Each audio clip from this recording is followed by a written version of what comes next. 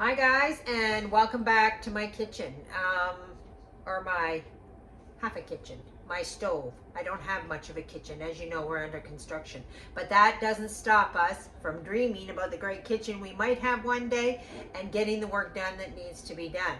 Today, I'm going to show you how to make a soup in less than half an hour from scratch with minimal ingredients, stuff that you hopefully have in your kitchen. And if you don't have in your kitchen, get it in your kitchen, and then you can always do this, okay? First of all, we're going to start, this is going to be a cauliflower soup. So I've already gone ahead and I've cut up a head of cauliflower. This cauliflower is small. This is the whole head. It wasn't very big, but that's okay. We don't need a lot.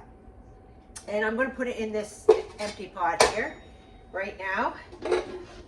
By the way, this cauliflower, I got a great deal on it, and it cost me $1.65. So far we've got $1.65 into our soup. And I'm going to add water. I'm going to add water to this pot.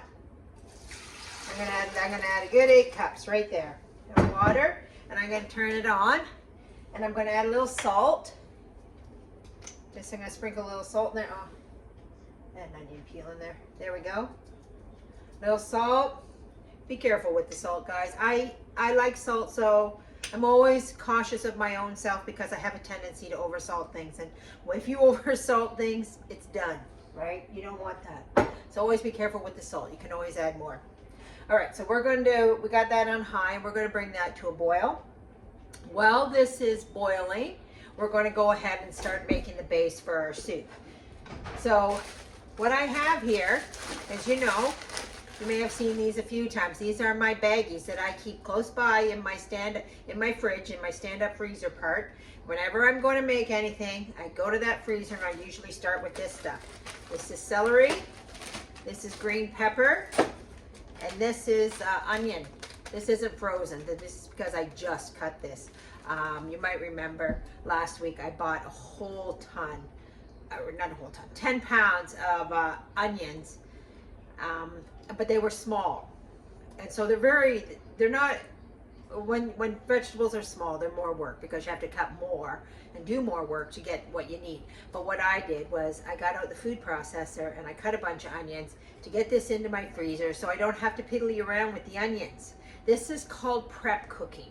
When you cut stuff pre-hand so you have it ready in your fridge, ready to go to make something, that's called prep cooking. If you go into any fine restaurant or any restaurant, it doesn't matter, even a McDonald's, I've never worked at a fast food restaurant, but I have worked at restaurants, many. They all have prep cooks. A prep cook is somebody who dices and slices and peels and gets all the food ready so that when the chef rolls in, he just has it all there ready for him. He doesn't really have to do any work. Do you think Gordon Ramsay actually cuts his own onions? I doubt it. The only time he cuts an onion is when he's doing a video to show you how to cut an onion. But other than that, he's a chef. He don't do this work. This work goes to the prep cook. But you're in your kitchen and you don't have a prep cook. You're the prep cook. So what you got to do is you got to constantly be prepping up your kitchen ready so that you can make these fast meals from nothing. So anyway, I have my onions, I have my celery, and I have, that's green pepper, and I have my celery all here ready to go. So I'm going to turn my stove on to medium, and I'm going to throw in here a great big slab of butter. Now butter has a very low heating point, so you do not want to high cook this stuff, right? It's not like oil. You can't high cook it. You'll just burn it and it'll be awful. So we're going to low cook our butter here. And then we're going to, that's a good, I put in there, well, it's more than a quarter cup. It's probably more like half a cup of butter. Now remember, did I mention what I was making? We're making cauliflower soup, cream of cauliflower soup. So the key word is cream. So naturally, if you want something to be more creamy, you have to use a lot of dairy product. So that's why we're starting with half a cup of butter. And to our half a cup of butter, we're going to add a good portion of onion. Just like that. I reach in, I get a handful. There we are, our onion. I've done the prep work, so I don't have to start by cutting anything. Now, we've got our bag of celery. Again, a handful of our frozen celery. You know, you go to the grocery store, you buy your vegetables, you bring them home, and you prep them. That's what you do. You prep them, you get them in the freezer, and at any given minute, you're ready to make a soup in less than half an hour. This is better than fast food. Fast food, right here. You know, a little bit of green pepper. So now we're going to saute this up with the butter. We're going to add a little bit more to it. Again, we're going to add salt. We can't have anything without salt. And again, guys, careful with the salt. All right. I'm going to add a little bit of salt. I'm going to add a little bit of this minced garlic here, because we can't have anything without garlic. And I'm going to add a teeny, tiny bit of pepper. The reason why it's going to be so teeny is I shouldn't be adding it at all, because if I'm going to serve this soup to my mother, she will taste this pepper immediately and she will tell me it's too spicy. But, so a substitute for pepper is paprika. If you, paprika is ground peppers, red pepper. So a substitute for that, like in a lot of Hungarian dishes, they use paprika. I could put a little paprika in here. I didn't overly want to put paprika in here because I don't want to turn this red. It slightly colors things a little bit.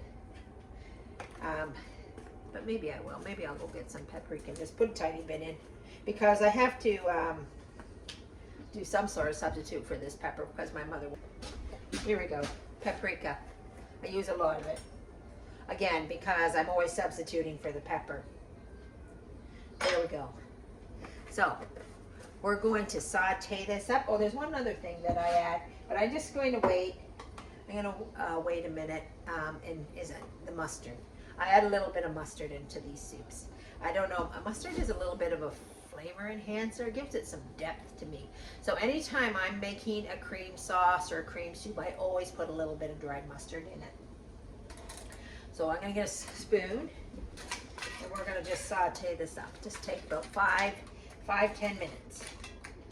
And while we're doing this, we're going to get this up to boil.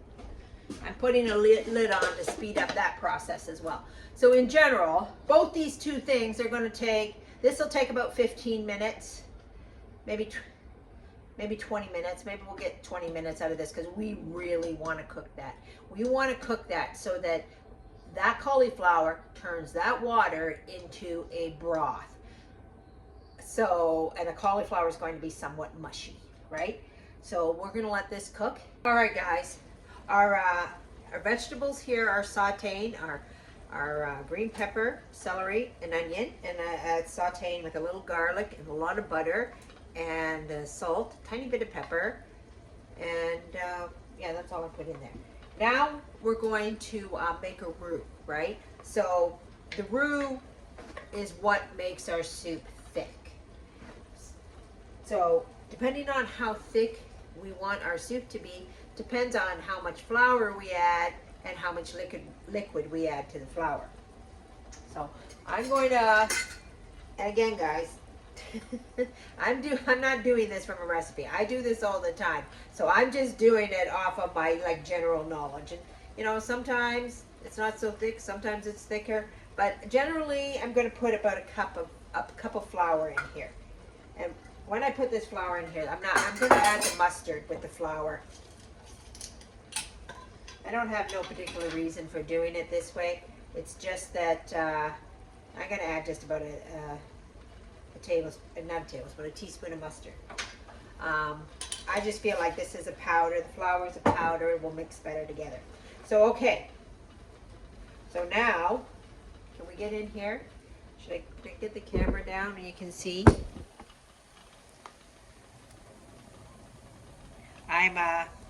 We got to cook this flour just a tiny bit, but you see how it's turned into a paste. We want to cook it for a tiny bit to, you know, get rid of the gluten, pasty pastiness that will be in our soup if we don't do that. So we just cook that flour for a tiny bit, and then we add some liquid.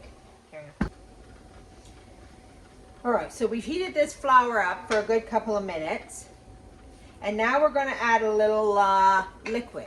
And in this pot here is our cauliflower, which is boiling like mad. You see that boiling cauliflower? And we've created a broth. Can you see the broth? See how it's a little bit colored? Smells great. And we're going to just add that gradually to this roux to thin it out. I'm getting a little bit of cauliflower in there. Can you see how we're thinning out the paste? We're just going to keep adding this.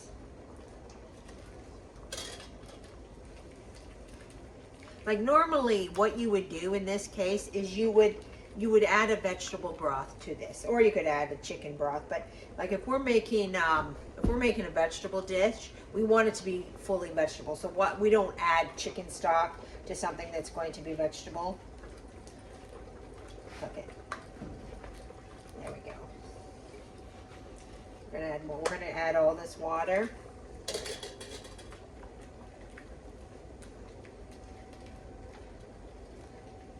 Until it's nice and smooth. There we go, see? You ever go to the grocery store and you buy, or Tim Hortons, we have Tim Hortons here, and you get some cream soup, and it's like paste. It's what's happened, it's been sitting in those tubs for so long that it keeps getting thicker and thicker and thicker, because your thickening agent keeps working the longer it sits around. But see how nice and thick that is? You see how nice and thick that is? Still too thick. Still too thick. We want our soup to be more soup-like, but it's a personal preference. If you want your soup to be so pasty that a spoon stands up in it, well, not quite. Then you make it as thick as you want. But we like a little bit of consistency here. There we are. This, I can break this cauliflower with my spoon. That's how soft it is. Have you guys ever seen or heard the story Stone Soup? It's about making a soup out of stones. The story is about, you know, working together as a community and bringing your resources together and making something good. But it also teaches us how to make a soup. That a soup is basically water. That's what it is. It's a liquid. So if you have water, you can make and a few vegetables or a few ingredients, you can make yourself a soup. You don't have to have a lot of money. All you have to have is water and a couple of ingredients. Now, you know that we've started this soup with a cauliflower that cost about $1.60. $1.60. I'm gonna just add the rest of that. There we go. $1.60's worth of cauliflower. Half a cup of butter. You know, some vegetables, some green pepper, some celery, and some did I say onion, and voila, we have a soup that's going to feed a lot of people. Now we got 2 more ingredients to put into this soup. One is we're going to add some cream or some milk. By the way, guys, here's our milk in the bag. Got a cow on it, it's been rubbed off. But this is our container. This is what we keep our milk in. Normally I would add cream to this, but I don't have cream, I have milk. So I'm just going to add the rest of this bag. What was that? Maybe about a cup of milk. Look how nice that is. We're really getting somewhere here.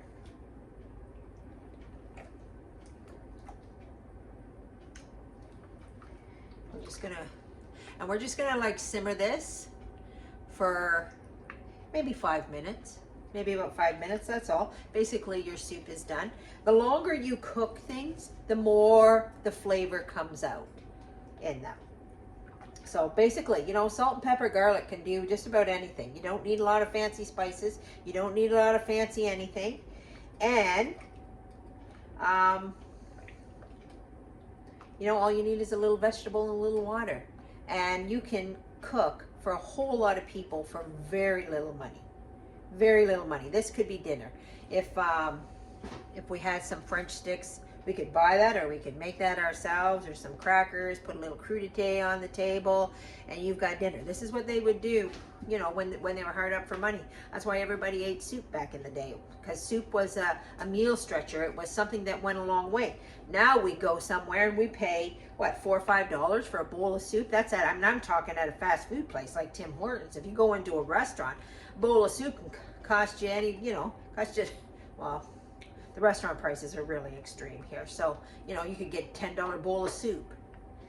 And it really is minimal ingredients. Minimal. So there you have it. Oh, one more thing. We're going to add some cheese. While this is just simmering, and you know, because I don't have any counters, I'm just going to set this on top of here. And we'll just grate this little piece of cheese. And you don't have to add cheese. You don't have to have cheese in your soup. But I have some cheese, so we'll just pop that in there. There we are. Now when you're adding a cheese to a sauce, or to, in this case, a soup, you really want almost your cooking to be done, your cooking process to be done, because you don't want that cheese to separate. So I'm just going, the temperature is very, very low. I'm just going to sprinkle this cheese in here. There we go. And then that'll just melt gradually in amongst our cream. There we have it, soup. And my son is going to get a whiff of this, and he's going to come running down here, and he loves the homemade soup. Now, here's another thing too. If you're on your own, if you're on your own, maybe you can package this soup, put it in little containers, and pop it in the freezer, you know, or you can can it. If you have a pressure canner, you can put it in the pressure canner, and you know, and there you have it, Campbell's soup on the shelf. Or like I say, if you don't have a pressure canner, you can always just freeze it if you have room in a freezer to do that. And there's a couple ways to do that. A little get these little Rubbermaid containers and just you know, fill them up. That's a one size serving, and pop them in your freezer. Pop them in your freezer. Then you pull it out. You want a soup, and it's there. Or sometimes I will freeze soup in a baggie, a freezer baggie, and just lay it flat, and then they do a stack. And sometimes I do that because we have a lot of people here that are a little bit picky. So say I make a mushroom soup. My brother doesn't eat mushrooms. So then I'll just go and I'll grab one of these. We'll have a mushroom soup and he'll have one of these. So, I mean, I do that because we're adults, we're not children. If we had children here, I would make them at least eat some, or have some bread, or eat some peanut butter and bread if you're not going to eat the supper. That, when my kids were growing up, that's what I did. They only had two choices for dinner. I didn't believe in like starving kids saying you don't eat that, you don't get any dinner. But what I did was I said, it's dinner or it's peanut butter. Okay guys, now it's time to taste to see if we need anything else in this. It's red hot, so.